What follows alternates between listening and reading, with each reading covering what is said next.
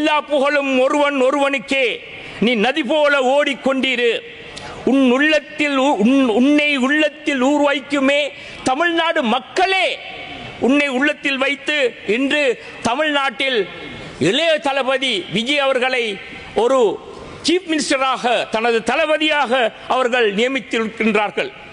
இந்த காலகட்டத்தில் நான் அடிக்கடி சொல்வேன், என்னுடைய சகோதர பாராளுமன்ற உறுப்பினர், கௌரவ பாராளுமன்ற உறுப்பினர் சாணக்கியன் ராசமாணிக்கத்தை பார்த்து, எங்களுக்கும் ஒரு இளைய தளபதி, இன மத வேதங்களுக்கு அப்பால், கிறிஸ்தவர்கள், முஸ்லிம்கள், தமிழர்கள் என்ற பேதங்களுக்கு அப்பால் தமிழ் பேசும் மகன் ஒருவன் கிழக்கு மாகாணத்திலும் ஒரு முதலமைச்சராகுவதற்கான சந்தர்ப்பத்தை இந்த அரசாங்கம் வழங்கவில்லை. ஆகவே எங்களுடைய ஸ்ரீலங்கா முஸ்லிம் காங்கிரஸ் பாராளுமன்ற உறுப்பினர்களுடைய ஒவ்வொருவருடையும் வாழ்த்துக்களை இளைய தளபதி விஜய் அவர்களுக்கு தெரிவித்துக் கொண்டு என்னுடைய பேச்சை முடித்துக் கொள்கிறேன். நன்றி.